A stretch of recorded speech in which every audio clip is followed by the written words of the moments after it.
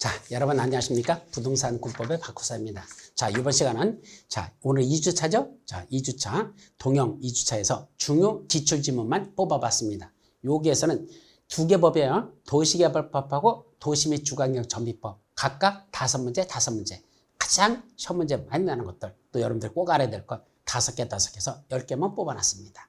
자, 1번 시행자인 공공기관의 장 또는 정부 출연기관의 장이 30만 제곱미터 이상으로서 국가계획과 밀접한 관련이 있는 도시개발계획정을 제안하는 경우에는 누가 할까? 국장이 도시개발구역을 지정할 수 있다. 자, 국장이 도시개발 지정할 수 있는 사유는 5가지가 있어요. 머리 잘못해서 어떻게 그랬죠?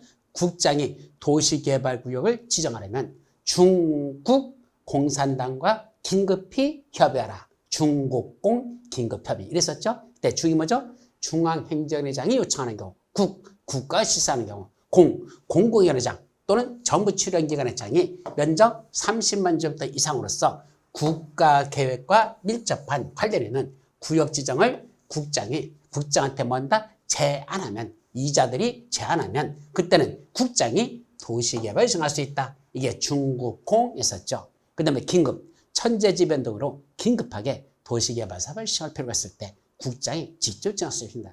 마지막, 중국공 긴급, 중국 공산당과 긴급히 협의하라. 이때 협의는 뭐죠?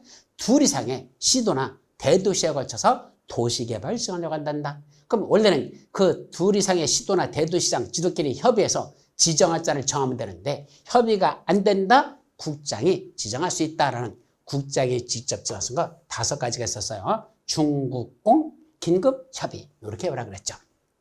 자, 두 번째, 조합 설립 인가를 신청하려면 도시개발조합이죠. 조합 설립 인가 받아야 되는데 인가를 지정권자한테 인가를 신청하려면 뭐 해야 되죠? 해당 도시개발구역 토지 면적 3분의 2 이상에 달하는 토지 소유자와 그 구역 토지 소유자 총수 2분의 1 이상의 동의를 받아야 된다. 줄여서 면적 3분의 2, 총수 2분의 1, 면삼총 2에 동의받아라. 면적 3분의 2, 총수 2분의 1 이상의 동의받을 것. 그때 토지 소유자 와짜지 이거 또는 짜 쓰면 틀린다고 조심하라 그렇게 말씀드렸어요.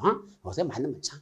자, 세 번째, 토지 상환 채권은 뭐죠?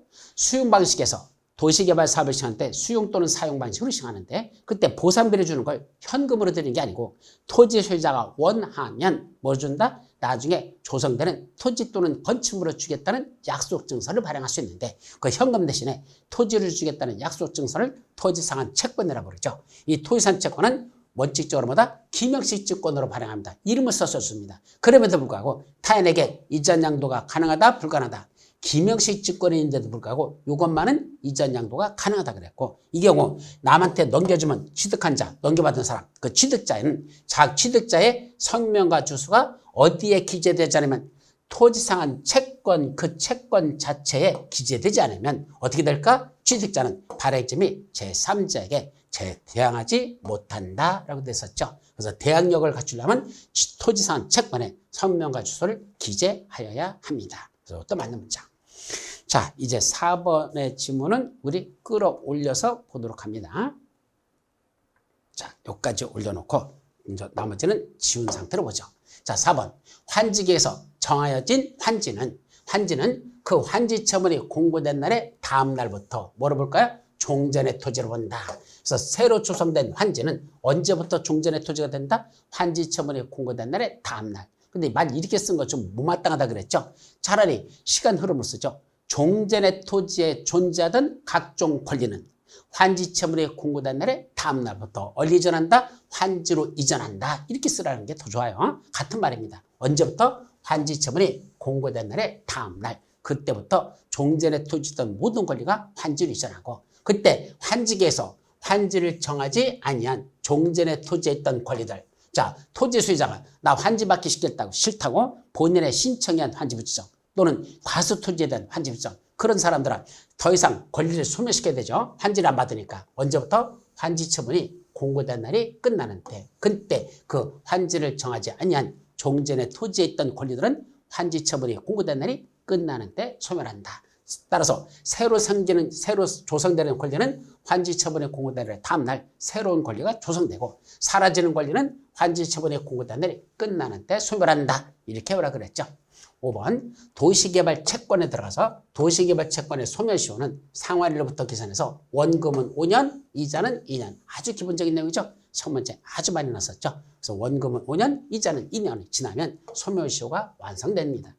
자, 이제 전비법으로 넘어가서 첫째, 도시 및 주거환경 전비법이야. 주거환경 개선사 및 재개발 사업의 경우에 토지 등 소유자는 누굴 말할까? 전비구역에 위치한 토지 또는 건축물의 소유자 또는 그 지상권자를 말하고 재건축 사업에 있어서는 누굴 말한다? 그때는 그 전비구역에 위치한 건축물 및 부속 토지의 소유자를 말한다. 이것도 아까 나왔던 우리 문제에서 풀면서 나왔던 거죠? 이거는 한다. 일곱 번째, 재건축 사업의 경우에만 주택단지가 아닌 지역을 포함하여 조합을 설립하려면 자, 조합 설립 인가받기 위한 동의 요건이 있었죠. 재개발 조합은 얼마죠? 3.1절. 재개발할 때만 재개발 조합을 설립하려면 어떤 요건이 필요하죠? 3.1절. 그래서 3.1, 4분의 3 플러스 2분의 1의 동의가 필요하고 재건축 조합을 설립하려면 어디하고 어디로 나죠? 주택단지와 주택단지가 아닌 지역이 포함될 주택단지와 주택단지가 아닌 지역이 포함됐을 때 이렇게 둘로 나눴고 주택단지는 얼마 썼죠? 과반수가 3,3하다. 4분의 3 플러스 4분의 3이죠. 그래서 과반수 플러스 4분의 3 플러스 4분의 3. 주택단지가 아닌 지역은 4분의 3 플러스 3분의 2 했었죠. 그래서 3.1절 날 주택단지 안에서는 민족대표를 과반수가 33인으로 알고 있는데 주택단지가 아닌 지역에서는 32명으로 잘못 알고 있더라. 이렇게 암기법이 있었어요.